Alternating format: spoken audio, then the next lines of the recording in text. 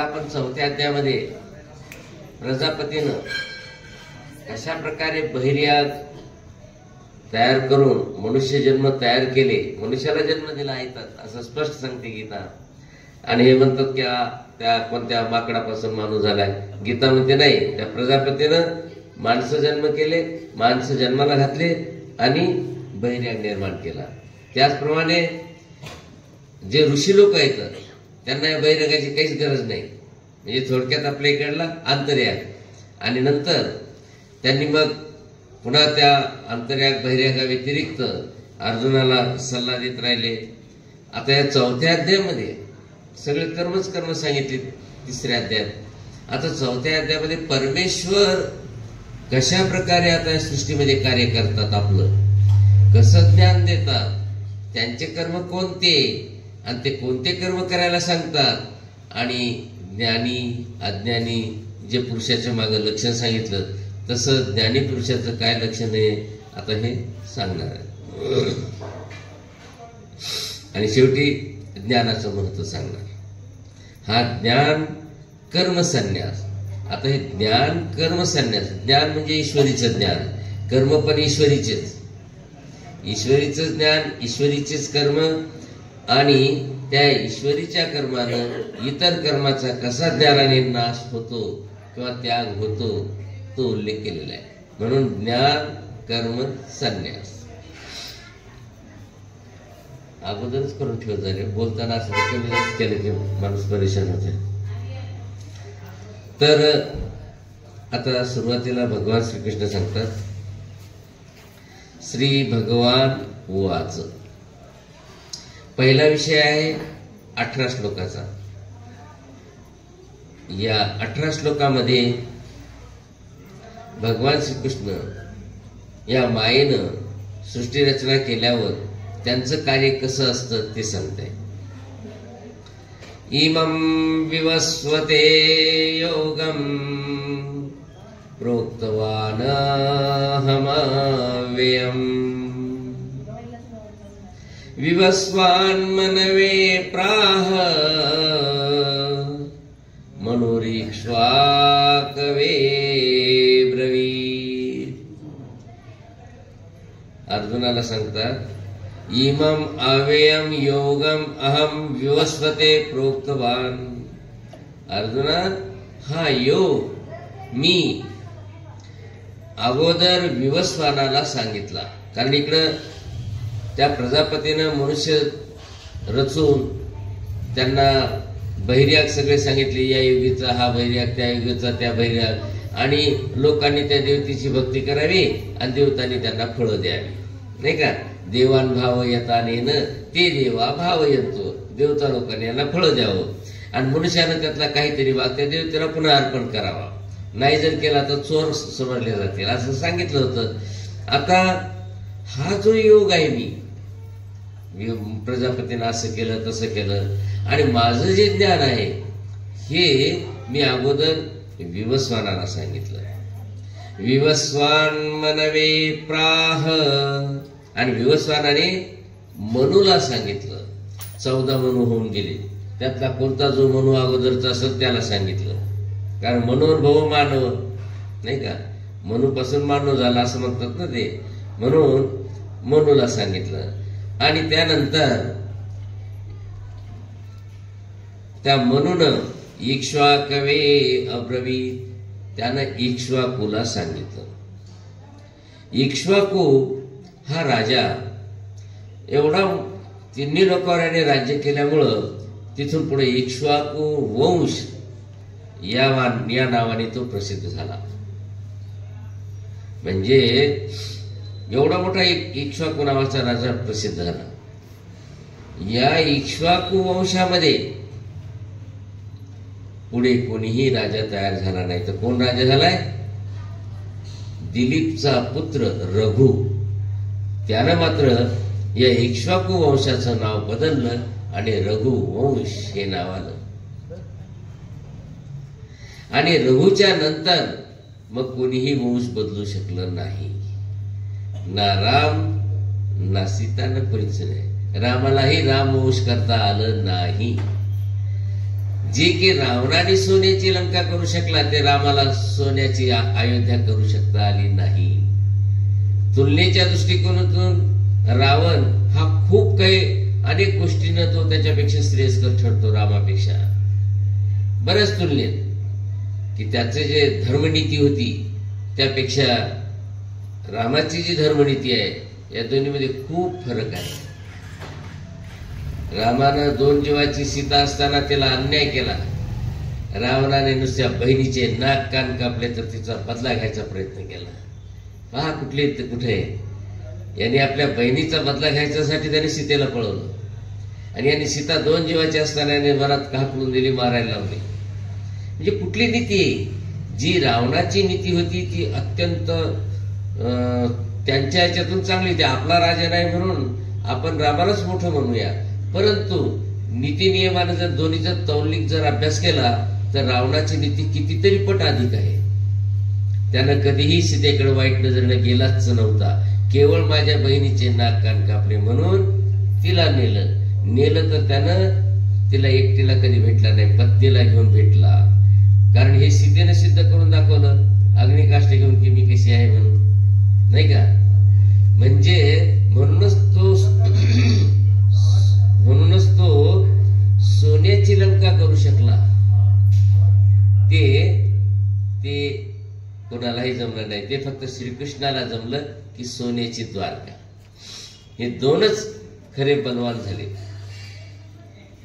तर त्या इक्ष्वाकूनं काय केलं? वंश वाढवला, त्याच्यानंतर रघुनं वाढवला. पुन्हा त्याचं नाव कोणी मोडू शकलं नाही. आणि मग एवं परंपरा प्राप्तम इमं राजर्षयो विदुः सकाले नेह महता योगो नष्टः परंतप. आणि ही जे मी ज्ञान दिलं होतं पूर्वी ते एवं परंपरा प्राप्तम इमं राजर्षय विदु. अशा प्रकारे परंपरेनं राजर्षी लोकांनी हा योग जाणून घेतला. म्हणजे व्यासांनी आता सांगितलं असं नाहीये, याच्या पूर्वी मी हे शास्त्र सांगितलं होतं. सयोग तो योग महता कालेन इह नष्ट. तो आता योग खूप काळ गेल्यामुळं नष्ट होऊन गेला. आणि म्हणून स एवायं मया तेद्य योग प्रोक्त पुरातन भक्तोऽसि मे सखा चेति रहस्यं ह्येतदुत्तमम्. आणि अर्जुना, मी भक्त, तू माझा भक्त आहेस, सखा असे आणि माझा मित्र पण आहेस. इति म्हणून स एव अयम पुरातन योग, तोच हा पूर्वीचा पुरातन योग अद्य मया ते प्रोक्त, आज मी तुला सांगितलेला आहे. एतत् उत्तमम रहस्यम. आणि याच्यामध्ये खूप मोठं रहस्य दडलेलं आहे. तुम्हाला एक कथानक सांगतो, प्रसंग आला म्हणून. असंच काही आमचा मार्ग हिवरखेड्याला असताना माझ्या अगोदर नुकताच आलेगावच्या अक्काचा मार्ग तिथं आला होता. शेतातच त्याच ठिकाणी आलेगावचा मार्ग होता आणि तिथून गेल्यानंतर त्याच्या शेजारच्या शेतात माझा मार्ग आला. मला एवढं सोपं गेलं कारण अक्का पाहिल्या, बाई माणूस गेला काय, त्या केकत निंबोऱ्याच्या काही ज्ञात मंडळींनी असा विचार केला, लयच बाई बोलती हो, आणि हिला काय कळतंय, जायचं का आपण, लयच बोलायले म्हणून, कोणी माणसं असले म्हणून लयच चर्चा करते, आपण जाऊन पाहायचं का, याला युरीच पराजित करून टाकू. काही जरा अभंग पाठ असलेले लोक अहो गेले की शेतात. मग आता गावचे वारकरी लोक आल्यामुळं या गावचे हिवरखेड्याचे लोक तिथं शेतात, दोन्हीच्या गावाच्या मध्ये फक्त नाला आहे आणि तिथंच मार्ग, दोन्हीला निम्म पडत होतं. भरली सभा भरली. आता त्यांना वाटलं बाई माणूस काय बोलत, त्यांनी म्हटले की येणाबाईनं अभंग द्यायला सुरुवात केली ज्ञानेश्वरीतली. आता मात्र थोडस खालीवर पाहायला लागले आणि मग आता एरी बाई माणसाला कोणी जरा हलक्या याच्यातच घेते बघा आणि ती चूक त्यांना लय लढली. शेवटी बोलता बोलता बोलता त्यांनी मग एवढे वैतागले, कुणी बाई बोलू दे ना. मग म्हणे तसं नाही म्हणे, तुमचा श्रीकृष्ण कधीचा म्हणे. हा ते म्हणे द्वापार युगातला म्हणे. तेच सांगायचे बरं का, तुमचा श्रीकृष्ण द्वापार युगातला, आमचा राम त्रेतातला आहे म्हणे. बोला म्हणे, आम्ही अगोदरचे का तुम्ही अगोदरचे. बाई म्हणल्या श्रीकृष्ण रामाच्या अगोदरचा. अहो काय बोलते बाई म्हणे, श्रीकृष्ण द्वापार युगातले. आणि बाई म्हणते की नाही नाही नाही, युगाच्या आरंभीपासून श्रीकृष्ण होता म्हणे. काय बोलते म्हणे. त्यांनी सगळ्या वारकरी तिथल्या बसलेल्या लोकांना विचारलं. ते म्हणे मी प्रमाण देते ना, तुमच्या ज्ञानेश्वरीचं प्रमाण देते म्हणे. आता तर लयच अवघड झालं आणि तिनं लगेच चौथ्या अध्यायातला अभंग म्हणायला सुरुवात केली. कोणता अभंग म्हणला, हाच अभंग. पहिला श्लोक कोणता, इमम विवस्वते योगम, याच्यावर जे अभंग आहेत ज्ञानेश्वरीतले ते अभंग म्हणायला सुरुवात केली. सांगा म्हणे ज्ञानेश्वरी काय म्हणाली की श्रीकृष्णाने रामाच्या अगोदर आरंभीच हा योग पूर्वी विवस्वानाला सांगितला होता. मग विवस्वान अगोदर की राम अगोदर सांगा. इतके तोंडात मारल्यावर नातीला मूर्खपणा उठून गेली. म्हणजे तिनं असं दाखवलं अक्काने म्हणून की त्यांनी म्हणे तुमचा राम द्वापार युगातला, द्वापार युगाचा नाही, तुमचा श्रीकृष्ण द्वापार युगातला आणि आमचा राम त्रेतातला आहे, तुमच्या अगोदरचा आहे. बाई म्हणले की श्रीकृष्ण हा रामाच्या अगोदरचा आहे असं ज्ञानेश्वरी सांगते. हो तुम्ही ज्ञानेश्वरी वाचली का, तर काय कर, आम्ही तर ज्ञानेश्वरीचे पठाण पक्काडा म्हणे. या बाईला सगळं माहिती. त्या अभंग मारल्यावरती तोंडात मारल्यावर झाले की खरंच आहे की हा योग मी अगोदर सांगितला. अगोदर सांगितला म्हणजे कधी सांगितला, हा सृष्टीच्या आरंभी. मग आता राम तर त्रेतायुगातला, येणं तर सृष्टीच्या आरंभी कृतयुगातच सांगून टाकलं, म्हणजे श्रीकृष्ण अगोदरचे होते. अशा प्रकारे अक्काने, आलेगावच्या अक्काने काय केलं, त्या दोन्ही गावच्या लोकांना जिंकूनच घेतलं. मग माझा मार्ग गेला. अहो एक येईन हे अनुभवले बेकार म्हणे. माझी आई ती पोळी वाजली, कोणी चर्चेला यायलाच नाही. कसे येते अगोदर जे होतं नव्हतं सगळं त्या अक्काने काय केलं, सारून घेतलं सगळं. अशी गंमत झाली बघा.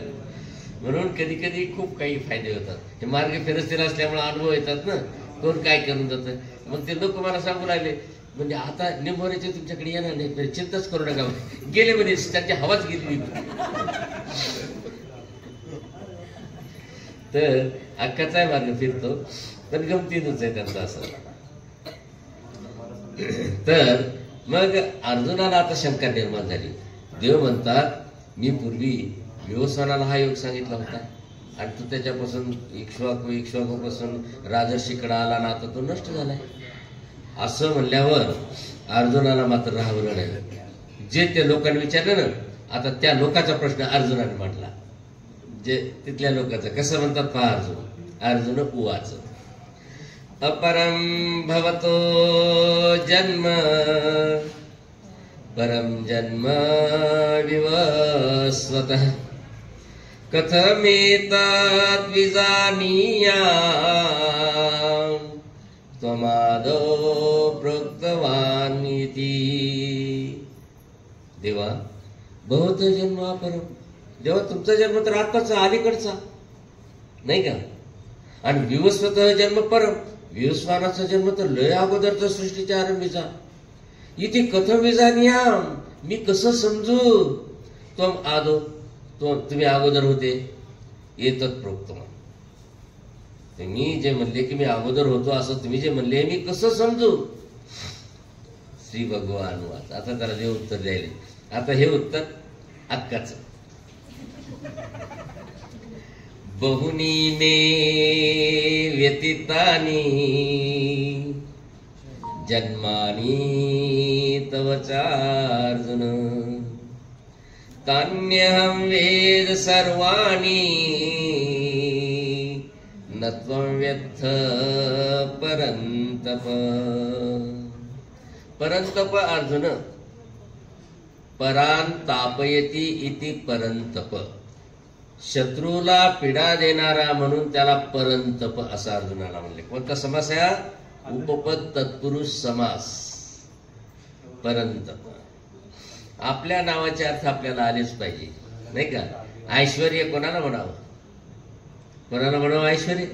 ज्याचं नाव ऐश्वर्य त्यांनी सांगावं। ऐश्वर्या नावाचा अर्थ काय नाही सांगता येणार, कारण ईश्वराचं ऐश्वर्य, ज्याच्यामध्ये ईश्वरत्व आहे त्याच्याजवळ ऐश्वर्य आहे असं असते। म्हणजे ईश्वरस्य भाव ऐश्वर्य, ईश्वरत्वाचा भाव ज्याच्या ठिकाणी आहे त्याला ऐश्वर्य असं म्हणत असतात। आणि म्हणून या ठिकाणी काय म्हणतात की परंतप अर्जुना मीच तव, माझा आणि तुझा, बहुनी जन्मानी व्यतीतानी, तुझे आणि माझे खूप जन्म गेलेले आहेत। तानी सर्वाणी त्वं न वेत्थ, ते तुला कळत नाही। अहम वेद, ते फक्त मला मी जाणतो, ते तुला नाही कळणार। अजोपी सन्नवे आत्मा भूतानामीश्वरोऽपि सन्, प्रकृतिं स्वामधिष्ठाय संभवाम्यात्ममायया।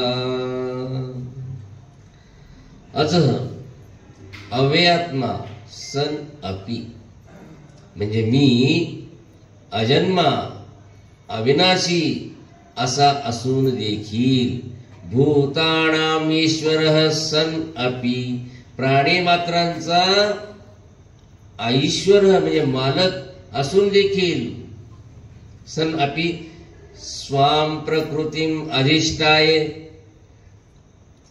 मी मायापुराला निमित्त करून, मायापुराला पुढे करून, स्वाम प्रकृतीम, माझ्या मायापुराला, प्रकृती म्हणजे माया, परमेश्वराचं देह मायापुराचं असतं, मी माझ्या मायापुराला अधिष्ठित म्हणजे अधिष्ठित करून, आत्ममायया संभवामी, मी माझ्या मायेच्या द्वारा तिथं काय होत असतो, अवतीर्ण होतो किंवा प्रगट होत असतो। संभवामी म्हणजे अर्जुनाला सांगितलंय, मी अजन्मा अविनाशी जरी असलो, ईश्वर जरी असलो, तरी परंतु मी त्या प्रकृतीला पुढे करून आत्ममायेद्वारा मी लोकांच्या पुढे हजर होत असतो। आणि काय करतो तर यदा यदा हि धर्मस्य ग्लानिर्भवति भारत, अभ्युत्थानमधर्मस्य तदात्मानं सृजाम्यहम्। भारत अर्जुना, यदा यदा धर्मस्य ग्लानी, जेव्हा जेव्हा धर्माला ग्लानी येते, अधर्मस्य अभ्युत्थानं भवति, आणि अधर्माचं उत्कर्ष होतो, वाढ होते, तदा हि अहम आत्मानं सृजामि, तेव्हा मी स्वतःला उत्सर्जित करतो म्हणजे प्रगट होत असतो। जेव्हा धर्माला ग्लानी येते, अधर्माचं वाढ होते, तेव्हा मी स्वतःला काय करतो, उत्सर्जन करतो म्हणजे प्रगट होतो। परित्राणाय साधूनां, प्रगट होऊन काय करतात, परित्राणाय साधूनां विनाशाय च दुष्कृतां, धर्म संस्थापनार्थाय संभवामि युगे युगे। साधूनां परित्राणाय, साधू कोणाला म्हणावं,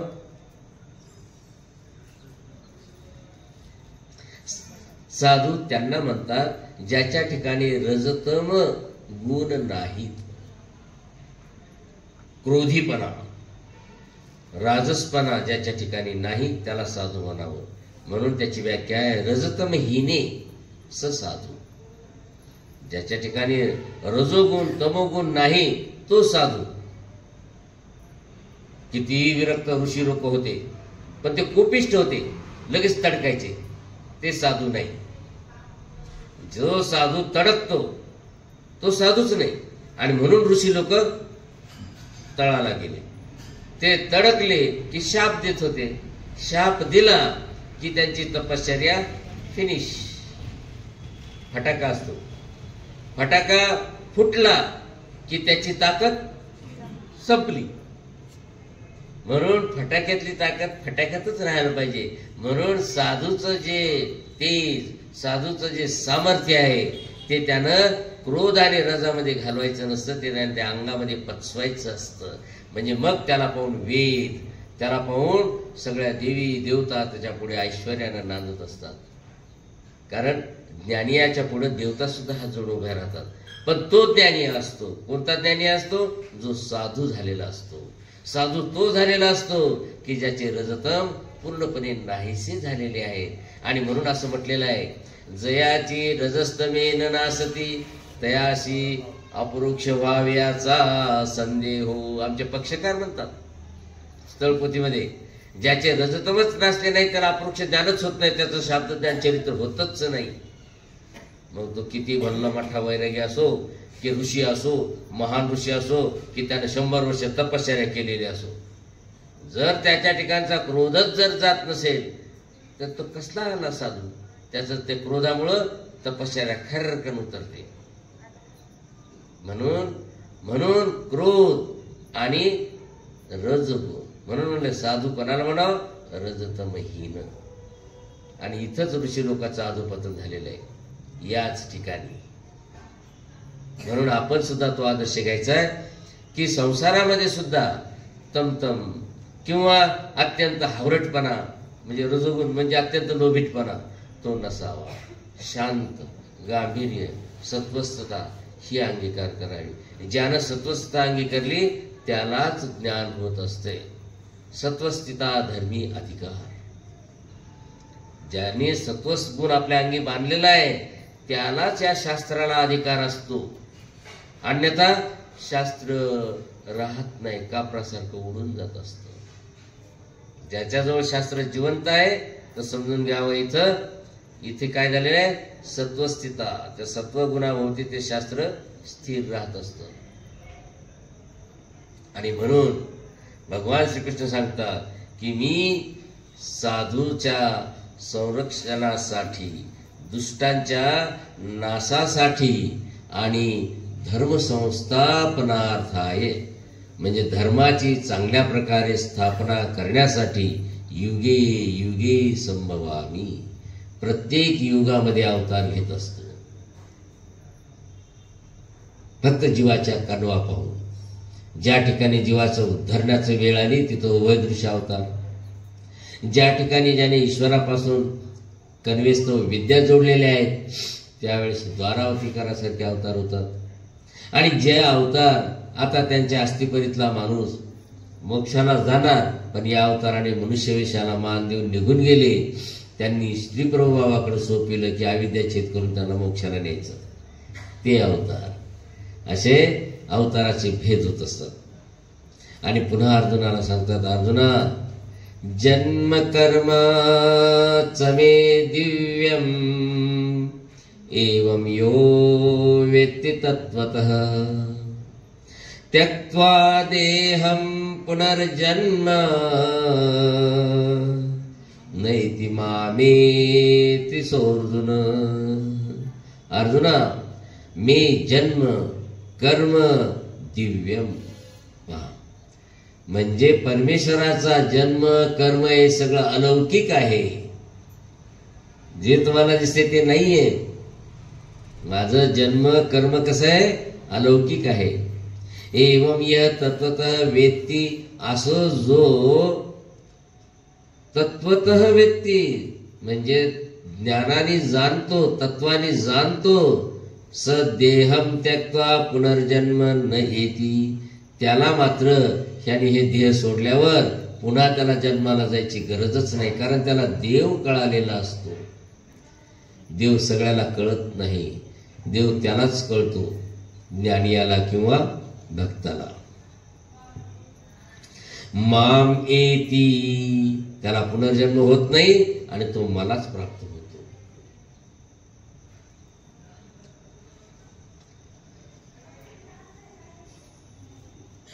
मग मला प्राप्त होणारे आणखी कोणती जीव आहेत ते सांगतात. वीतराग भयक्रोधा मन्मया मामुपाश्रितः बहवो ज्ञान तपसा पूता मद्भावमागतः. वीतराग भय क्रोध, राग द्वेष काम क्रोध मद मत्सर भय हे ज्याचे निघून गेलेले आहे, षडरिपूचा ज्यानं त्याग केलेला आहे, असे मनमया आणि मनाने माझ्यामध्ये पूर्ण ओतपोत झाले. मनमया नुसता त्यागच केलेले नाही, तर भक्तीनं सुद्धा मनमय झालेले पाहिजे, माझ्यामध्ये पूर्णपणे प्रविष्ट झालेले पाहिजेत. माम उपाश्रितः, केवळ माझाच आश्रय घेतलेले, म्हणजे सर्वज्ञ श्री चक्रधर भगवंत म्हणतात, काय म्हणतात, नीरसा निराशा निराश्रया व्हावी. भगवान श्रीकृष्ण म्हणतात माम उपाश्रितः, केवळ माझाच आश्रय घेतलेले, म्हणजे बाकीचा सगळ्यांचा निराश्रय, कोणाचाच आश्रय नाही की मला आमका धावून येईल, माझं आमकं करत, अजिबात नाही. जगातील कोणाचाही आश्रय न घेता फक्त परमेश्वराचा आश्रय घेणारे. बहव ज्ञान तपसा, असे पुष्कळ ज्ञानी तपस्वी, पूता म्हणजे पवित्र झालेले, मद्भावम आगता, ते श्रीकृष्ण नाही बनले. जीव कधी देव बनत नसतो. मद्भावम, माझ्यासारख्या आनंदाला, माझा भाव काय, आनंद देणं. परमेश्वर कसा आहे, आनंदाचा पुतळा आहे. म्हणून एक कवी म्हणतो, काय म्हणतो, अनंतासी मने, कोणाला म्हणतो, हा कोणाला म्हणतो, देवाला. बर, अनंतासी मने शुद्ध तो अनंत, चला जाऊ अवनीवरी, अवतार घेऊ अवतार घेऊ. अनंतासी मने शुद्ध तो अनंत, चला जाऊ अवनीवरी, अवतार घेऊ अवतार घेऊ. कोण आहे शुद्ध अनंत, नेक अनंत, अनंतच अनंत. याला म्हणतात कोणता अलंकार, कोणता अलंकार म्हणतात, अनुप्रास अलंकार. कारण शब्द अनंत अनंत अनंत यायले ना, याला म्हणतात शब्द अनुप्रास. एखादा अक्षर अनुप्रास असतो, एकच अक्षर पुन्हा पुन्हा येतं, अनुप्रास अलंकार. आणि आनंद ही आनंद. तर परमेश्वर कसा आहे, आनंद दाता आहे. आणि म्हणून मद्भावम, परमेश्वराचा भाव जो आनंद दातृत्वाचा आहे, त्या आनंदाला तो आगता म्हणजे प्राप्त झालेला आहे. परमेश्वर नाही बनत. परमेश्वर बनतो का नाही. आणि लोक म्हणतात इथंच तर गडबड होते ना. ते म्हणतात हा जीवात्मा ब्रह्मच झाला. ब्रह्म कशाला होईल बाबा, ब्रह्माचं सुख घेणारा होतो, ब्रह्माचं सुख घेणारा होतो. आपण फुलाच्या कमळाचा वास घेतला म्हणजे आपण कमळ बनतो का नाही. आपण वास घेणारेच, कमळ ते कमळच. फक्त आपल्याला कमळ पोहोचलं आपल्यापर्यंत म्हणून आपण कमळाचं सुख घेणारे आहोत, कमळ बनणारे नाही. परमेश्वर आपल्यापर्यंत जीवाला नेण्याचा प्रयत्न करतात, आपल्या सुखाला प्राप्त करण्याचा प्रयत्न करतात.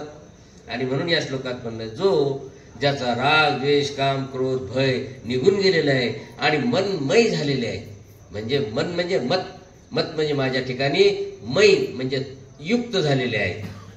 माम उपासिता, केवळ माझाच आश्रय घेतलेले आहेत असे पुष्कळशे ज्ञानी तपस्वी पवित्र झालेले मद्भावम आगता, माझ्या आनंदाला माझ्या सुखाला ते पोहोचलेले आहेत. पण या आनंदाला येताना अनेकाच्या अनेक विचार असतात. अनेकाच्या विचार कसे, नाही नाही सगळे देव एकच, नाही का सांगायचं, सगळीकडे ब्रह्मच ब्रह्म भरलेलं आहे. काय म्हणायचं, सगळीकडे ब्रह्मच ब्रह्म भरलेलं आहे. मग मग बहीण आहे आणि पत्नी आहे, मग हे बी ब्रह्म आहे ते बी ब्रह्म आहे, दोघांचे पाय धरके बापू, नाही नाही पत्नीनं पाया पडावं. आता इथं गडबड झाली आणि पत्नीनं सासूचे पाय धरावं, आणि ते बी ब्रह्म आहे, सासूने बी पत्नीचे पाय, त्या सुनेचे पाय धरावं, नाही नाही मग नाही ते ब्रह्म नाही. मग आता काय झालं, सगळं ब्रह्मच आहे ना, नाही का, सगळं जर ब्रह्म आहे तर जशी पत्नी तशी बहीण. आता तरी गडबड होईल, पाप लागलं म्हणत, पत्नीसारखं बहिणीला म्हणल्यावर कसं होईल, केवढं पाप लागल. इथं पाप लागायले आणि सगळंच ब्रह्म म्हणायला काही पाप लागलं. अहो तुम्ही सगळं ब्रह्म म्हणलं तर तिथं तेच अर्थ झाला की माझी पत्नी सुद्धा बहीणच आहे, हाच अर्थ व्हायला की, आणि बहीण ती बी पत्नीच आहे असाच अर्थ व्हायला. सगळंच ब्रह्म म्हणल्यानंतर कोणतंही कोणासारखं धरावं लागेल, नाही मग नाही जाऊ, मग तर पाप लागते, नाही का. आईला जर पत्नीच्या जागी मानलं तर मग केवढं पाप लागलं, नाही का. आणि मग सगळंच ब्रह्म म्हणायला कसं शोभलं, ते ब्रह्मन हे बी ब्रह्म, मी बी ब्रह्मन हे बी ब्रह्म, गोंधळ आहे, मग तिथं पाप लागते. म्हणून काही जी प्राणी मात्र असतात ते काय करतात, सगळं काही देवता आहे मग त्यांची गोळी श्रद्धा, नाही का. कशाप्रमाणे म्हणे एक ते श्रीधर कवी म्हणतो की आकाशात पतितम तोयम यथा गच्छति सागरम सर्वदेव नमस्कार केशवम प्रतिगच्छति. म्हणे आकाशातलं पाणी पडलेलं सगळं समुद्राला जाऊन मिळतं, तसं तुम्ही कुठेही डोकं आदळा ते श्रीकृष्णाला पाहून होते. म्हणणं लय सोपं आहे. सागरात जाते का पाणी, एक पाणी गटाराला जातं, एक पाणी इथंच उडून जातं, एक पाणी कशात जाते, गटारात जाते, कोणी विहिरीत जाते, आणि काही पाणी तळ्यामध्ये साठवलं जातं, आणि उरलं सुरलं पाणी सागराला जाते, नाही का. परंतु त्याचं असं म्हणणं आलं. म्हणून भगवान श्रीकृष्ण काय म्हणतात की मला कोणी श्रीकृष्ण म्हणल, मला कोणी मला राम म्हणल, कोणी मला गजानन म्हणल, कोणी मला हनुमान म्हणल, कोणी काही म्हणल. मग कारण देव एकच आहे ना, असं म्हणून जे भसतात त्याच्यासाठी देव सांगायले, ये यथा माम प्रपद्यन्ते, जी माणसं, ये म्हणजे जे, यथा माम प्रपद्यन्ते, ज्या मार्गाने माझ्याकडे भक्ती करून येतात, तान तथा एव भजामी अहम, त्यांना मी तसंच फळ देत असतो, त्यांना मी तसेच फळे देत असतो. तुम्ही माझ्याकडं गजानन म्हणून आलात ना, मग मी तुम्हाला गजाननाचं फळ देतो, माझा मोक्ष देत नाही. कारण दुकानदाराकडे तुम्ही गेले आणि म्हणले नाही हो मला भुर्की द्या, चटणीच द्या, दुकानदार म्हणाल अहो चॉकलेट लय गोड असते, नाही नाही नाही मला भुर्कीच पाहिजे, हे भुर्की, मग मला काय करायचं, नाही का. अहो नाही हो आम्हाला स्वस्त डाळ द्या, घ्या, मग त्यात गोटे टाकलेली डाळ, त्यात खडे येतात, कर लागतात दाताला, नाही का. तसं परमेश्वराकडे तुम्ही गेले, नाही नाही त्या रामदेवासारखं दादोस काय म्हणायचे, जे जे अमृते विद्या मार्गच निरुपावा. मग तसं तुम्ही देवापाशी येऊन नाही नाही मला संसारात सुखच पाहिजे, देवा मी आता विडा ठेवतो आणि आता काय करतो मी खेटा करतो, काय तर माझ्या सोनाला पोरगच व्हावं. देव म्हणतो अरे माझा मोक्ष माग रे, नाही नाही नाही माझ्या सोनाला पोरगच पाहिजे, घे बाई पोरग, मग मला काय करायचं, का तो म्हणणार आहे का तुला मोक्ष देतो, देव नाही म्हणत.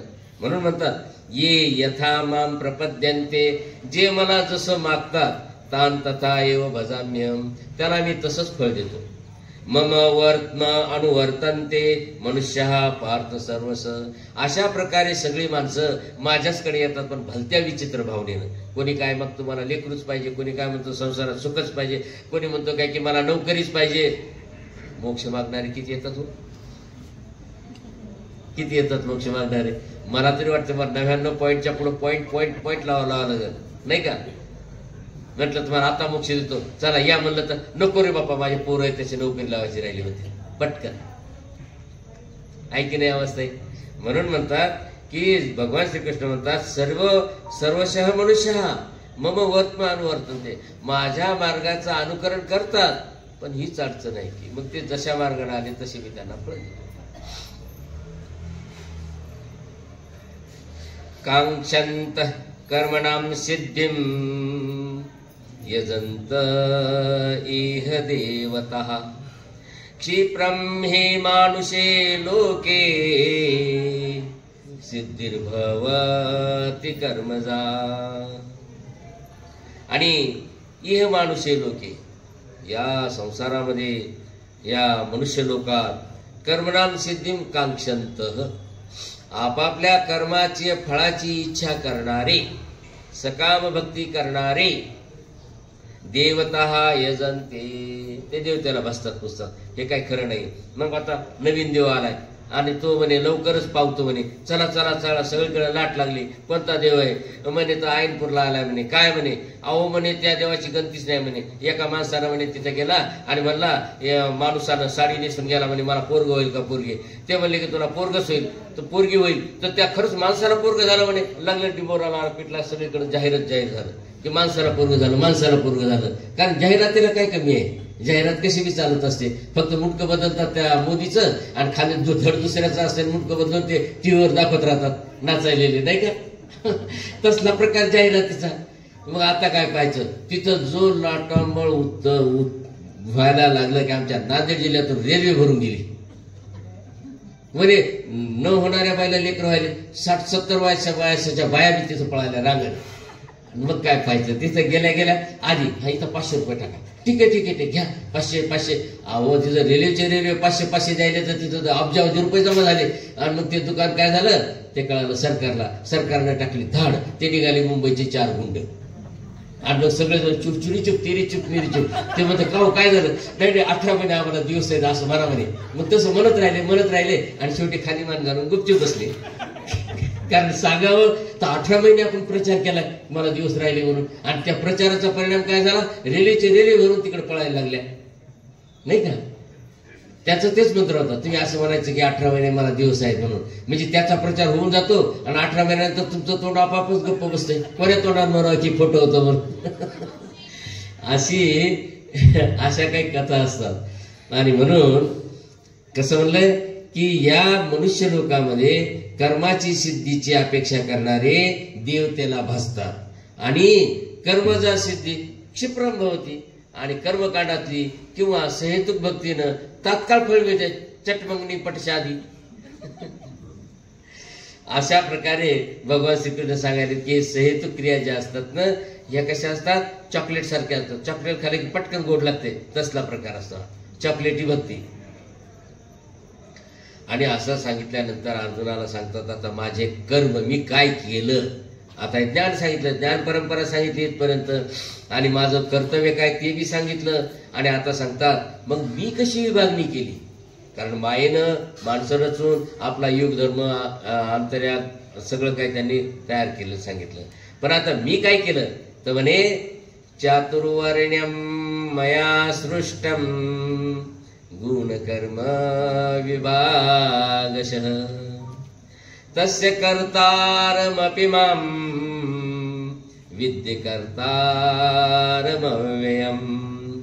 आणि अर्जुना मी ज्या वेळेस आलो त्यावेळेस काय केलं? मी चातुर्वर्ण्यम, हे ब्राह्मण क्षत्रिय वैश्य आणि शूद्र हे जे 4 भाग आहेत, हे गुणकर्म विभागशः त्यांच्या गुणानुसार विभागणी करून. कशानुसार? गुणानुसार, जन्मानुसार नाही. लक्षात घ्या, गुणानुसार विभागणी करून मया सृष्टम, मी या जगामध्ये ते नियम लागू केला. किंवा ज्याचा जसा गुण आहे, तुम्ही वकील शिकले तुम्हाला वकिली, तुम्ही डॉक्टर झाले तुम्हाला डॉक्टर की, गुण कर्मानुसार अशी विभागणी मी करून दिली, अशी विभागणी करून दिली. तस्य कर्तारम अव्ययम माम, त्याचा कर्ता आणि अविनाशी परमात्मा, माम म्हणजे मला, आणि अकर्तारम, त्याचा कर्ता पण नाही असं तुम्हाला समज. म्हणजे कर्ता असून अकर्ता म्हणजे कसा की नियम घालून दिले, पुढे जो करेल ते होईल, म्हणून मी कर्ता बी आहे. आणि अकर्ता कसा, पुढे लोकांनी नाही वागलं तर मग अकर्ताच, वागलं तर करता, नाही तर नाही. म्हणून मी कर्ता असून अकर्ता आहे. अकर्ता का, परमेश्वराचा सगळ्या शक्तीद्वारे व्यापार असतो, म्हणून मी अकर्ता आहे. अशा प्रकारे परमेश्वरानं काय सांगितलं की गुण कर्मानुसार ज्याची त्याची विभागणी केली. तुमचे गुण पुरुषाचे आहेत, तुम्हाला पुरुषाच्या जन्माला धाडलं. तुमचे गुण स्त्रीचे आहेत, तुम्हाला स्त्रीच्या जन्माला धाडलं. गुण कर्म विभागणी केलेली मी. ब्राह्मण म्हणजे जो साधू संत, ब्रह्म जानाति स ब्राह्मण. पूर्वीचे ब्राह्मण काय करत होते, भिक्षा मागत होते. पहा, ते घरदार नव्हते सांभाळत, संसाराचा त्याग करून सतत भिक्षा मागत ज्ञान देत होते, म्हणून ते ब्राह्मण. क्षत्रिय त्यावेळेस देशाचं संरक्षण करण्यासाठी गावाचे संरक्षक राहायचे, ते क्षत्रिय. आणि मग शेती बाडी, लेकरांना शिकवणं, हे सगळं वैश्य. आणि ज्यांना बुद्धी नाही ते बिचारे सेवा नोकरी करून पोट भरायचे, म्हणून त्यांना शूद्र. शूद्र म्हणजे हलकट नाही, शूद्र म्हणजे सेवा करणारे. या लोकांनी काही अर्थ लावला सेवा. शूद्र म्हणजे ज्यांना समजा काहीच येत नाही, मग त्यांनी आपले काय करावं, नोकर. कोणाची इथं शेती धरावं, कोणाची शेती करू लागावं, त्याला शूद्र असं म्हणलेलं आहे. मग आता ही विभागणी आता बी आहे. आता बी आम्ही, आमचे ब्राह्मण लोक नोकरीसाठी अर्ज पाठवतात, म्हणजे शूद्र होण्यासाठी अर्ज पाठवतात की नाही, बरोबर आहे की नाही. नोकरी करणारे शूद्र आहेत. मग आताही ब्राह्मण वर्ग नोकरीसाठी अर्ज करतो की नाही, म्हणजे शूद्र होण्यासाठी. आणि शूद्र मी प्राध्यापक होण्यासाठी तो बी अर्ज करतो, तो ज्ञान देण्यासाठी. म्हणजे शूद्र ब्राह्मण होऊ शकतो, ब्राह्मण शूद्र होऊ शकतो. म्हणून गुण कर्म विभाग आलं लक्षात. त्यात श्रीकृष्णाचं काय चुकलं. परंतु लोक काही गैरसमज करतात, नाही नाही श्रीकृष्णानं जातीय भेद केला. जातीय भेद नाही केला, जातीय भेद नाही केला. त्यांनी वर्णभेद केला. वर्णभेद का केला की ज्याचे जसे गुण असतील त्याला ते काम करता यावं, त्याला संधी मिळावी. पण एवढी जरी मी निर्मिती केली असली ना, तरी परंतु मी कसा आहे, मी त्यात असून वेगळाच.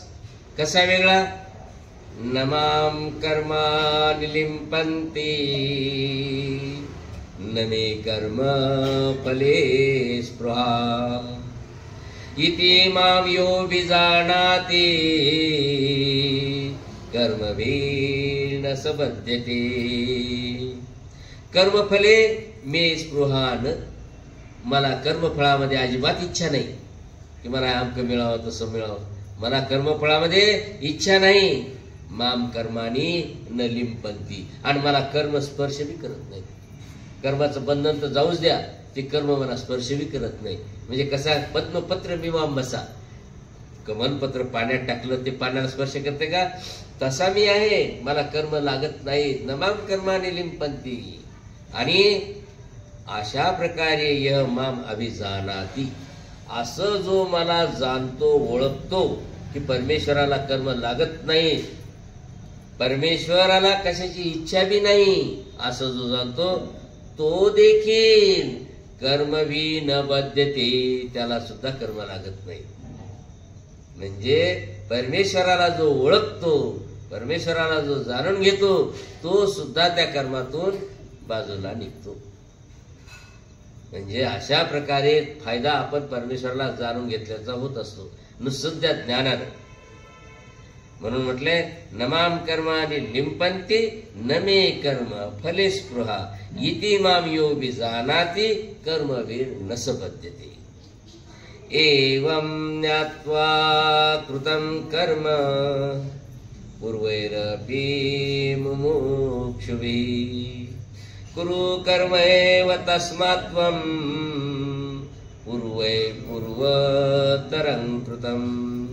आणि अर्जुना, असं तू ओळखून जाणून मुमुक्षुभी, पूर्वी ज्यांना मोक्षाची इच्छा होती त्या लोकांनी अगोदर काय केलं, कर्म कृतम. कोणते कर्म कृती केले, निष्काम कर्म, परमेश्वराची आराधना केली, आणि ती पण निष्काम. मला संतती होऊ दे आणि मला शेत मिळू दे आणि मला नोकरी लागू दे, अशा भावनेनं नाही केले. कसे केले? निष्काम. तस्मात पूर्वे पूर्वतर कृतम.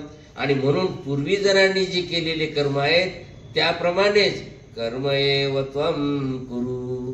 म्हणून अर्जुना तू निष्काम भावनेनं आता हे युद्धाचं कर्म कर. कारण हे धर्म संकट आहे, मी त्याच्यासाठी अवतार घेतलेला आहे, यांच्या नाशासाठी. म्हणून तू निष्काम भावनेनं तू हे कर्म कर युद्धाचं. अशा प्रकारे अर्जुनाला पुन्हा त्याला निष्काम कर्म करायला लावले. परंतु अर्जुना, हे मी जे सांगायलो ना, हे कर्म एवढे सोपे नाही. या कर्माच्या मध्ये मी म्हणणाऱ्याच्या तोंडाला फेस येतोय आणि ते लोकांना कळत नाही. म्हणून अर्जुनाला सांगतात, किं कर्म किम कर्मेति कवयोप्यत्र मोहिता तत्ते कर्म प्रवक्ष्यामि यज्ञात्वा मोक्षसे शुभात्. किं कर्म किम कर्मे. कर्म काय आहे आणि किम अकर्म. कर्म काय आहे आणि अकर्म काय आहे. कवयो अपि अत्र मोहिता. विद्वान, मोठे मोठे विद्वान याच्यामध्ये भ्रमिष्ट झाले. काय सांगा, कोणी कशालाही कर्म करावं तर म्हणजे आमच्या देवाची पूजा केली ते कर्मच, हे कर्म सगळे एकच. इथंच तर गोंधळ व्हायलाय. त्यातलं कर्म कोणतं अकर्म कोणतं हेच ओळखत नाही. म्हणून इथं कवयः अपि म्हणजे ज्ञानी लोक सुद्धा मोहिता, भ्रमात पडलेले आहेत. तत्ते कर्म प्रवक्ष्यामि. ते कर्म मी तुला सांगतो.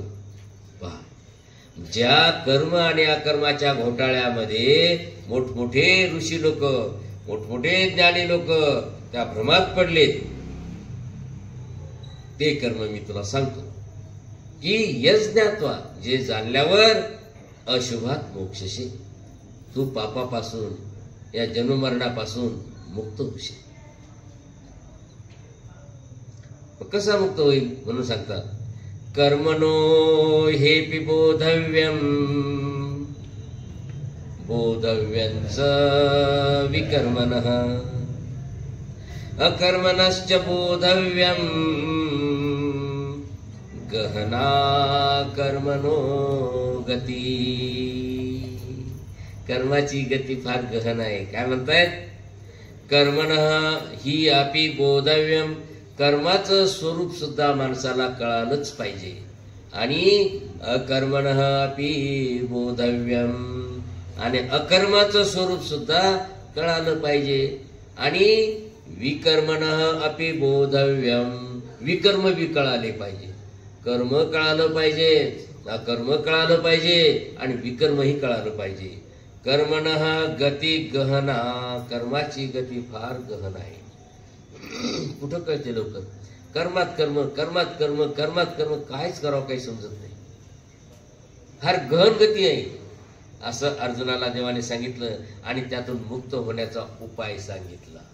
आता हे कर्म, अकर्म आणि विकर्म, आता याच्यातून कशी ही पीळ कसा सोडवावा? कारण त्रिवेणी आहे ही. वेणी अशी एकात एक गुंतलेली असते नाही का? आता ती कशी उकलायची पहा. कर्मण्ये कर्मये पश्येत अकर्मणी च कर्मयः स बुद्धिमान मनुष्येषु स युक्तः कृत्स्न कर्म कृ. की ज्या माणसाला कर्मणी अकर्म पश्येत, कर्मामधलं अकर्म दिसून येतं, कर्मामधलं अकर्म ओळखता येतं की या सगुण कर्मामध्ये हे निर्गुण कर्म आहे किंवा निर्गुण कर्मामधलं हे सगुण कर्म आहे, असं ज्याला ओळखता येतंय. सगुण कर्म आणि निर्गुण कर्म. सगुण कर्म म्हणले की देवतेचे आणि निर्गुण कर्म म्हणले की परमेश्वराचे. म्हणून कर्म आणि अकर्म पश्येत म्हणजे सगळ्या कर्मामधलं ज्याला अकर्म कळतं म्हणजे सगुण कर्म कळतात, सहेतुक कर्म कळतात. च यह अकर्मणी. आणि त्या अकर्मणी म्हणजे सगुण कर्मामध्ये कर्म पश्येत, त्याला त्यातलं निर्गुण कर्म कसं काढता येईल हे कळतं. म्हणजे श्रीकृष्णार्पण. सगुण कर्मच आहेत, पण त्यानं काय केलं, श्रीकृष्णार्पण आणि निर्हेतू करून टाकले. म्हणजे ते होते कसे, अकर्म होते ते, परंतु त्याने सकर्म केलं. म्हणजेच कर्मामध्ये अकर्म, अकर्मामधले कर्म ज्याला पाहता येतं, ज्याला निवडता येतं. स मनुष्येषु बुद्धिमान, तो मनुष्य जातीमध्ये बुद्धिमान प्राणी आहे. नुसता बुद्धिमानच नाही तर सयुक्त कृत्स्न कर्म कृत, तोच खरा परिपूर्ण मनुष्य आहे आणि तोच खरा परिपूर्ण कर्म करणारा आहे. म्हणजे ही निवड करता आली पाहिजे. सहेतुक निर्हेतुक, सगुण निर्गुण, नाही का. आणि ऐहिक पारमार्थिक, पारमार्थिकामध्ये एक क्षणिक पारमार्थिक, एक अत्युत्तम पारमार्थिक, हा भेद कळाला पाहिजे. म्हणून कर्म म्हणजे जे कर्म दिलेले आहेत ते, आणि अकर्म म्हणजे निषिद्ध कर्म, आणि विकर्म म्हणजे विशिष्ट कर्म. कर्म म्हणजे जे आपण मनुष्य जन्माला आल्यानंतर आपल्याला पोट भरायसाठी काही कर्म करावेच लागतात, किंवा जे कर्म विहिलेले आहेत ते कर्म. त्यामध्ये अकर्म म्हणजे निषिद्ध कर्म, आणि त्या निषिद्ध कर्मामध्ये पुन्हा आणखी विकर्म म्हणजे विशिष्ट कर्म, म्हणजे परमेश्वराचे कर्म, म्हणजे निर्गुण कर्म, त्रिगुणात्मक नाही. याची गती फार गहन आहे आणि ही कळाली पाहिजे. आणि ही कळण्यासाठी कर्मातलं अकर्म, अकर्मातलं कर्म कळालं पाहिजे. म्हणजे तो मनुष्य खरा बुद्धिमान, तो मनुष्य खरा युक्त, आणि तोच खरा कर्म करणारा. अशा प्रकारे हा विषय पहिला इथं संपलेला आहे. कोणता विषय संपला की मागच्या अध्यायामध्ये मायेनं मनुष्य जन्माला धाडून ते देवतेचे बहिर्याग आंतर्याग सांगितले, ऋषी लोकांचा याग सांगितला, त्यातलं काय चांगलं काय नाही ते सांगितलं. आणि आता मी काय करतो म्हणून त्याने स्वतःचं ज्ञान आणि स्वतःचे कर्म तेही त्यांनी इथं प्रतिपादन केले. आणि आता यानंतरचा पुढचा विषय आहे तो आहे की जो ज्ञानी पुरुष असतो तो पुरुष आपलं त्याचं आचरण कसं असतं आणि तो कसा, त्याची महिमा कशी श्रेष्ठ आहे. कारण ज्ञानी पुरुष आता याच्यातून काय निवडतो आणि काय करतो ते आपण काय पुढे असं वा वा वा छान उत्तर दिलं तुम्ही माझ्या आधी नाही का. तर ते आपण उद्या श्रवण करूया. आणि आपला 10 वाजले नाही का. हो ना, पण करावं काय आता, इथं नव्हतंच कोणी, मी तर येऊन बसलो होतो नाही का. एकतर आपलं माध्यम बी लवकर मानायला तयार नव्हतं, तिथं मेकॅनिकल दुसरे येऊन बसले, त्या मेकॅनिकल कसं तरी चालू केलं नाही का. तर आपण आता उद्याचा दुसरा विषय घेऊया आणि उद्याच्यालाच तिसरा विषय सुद्धा संपून जाईल.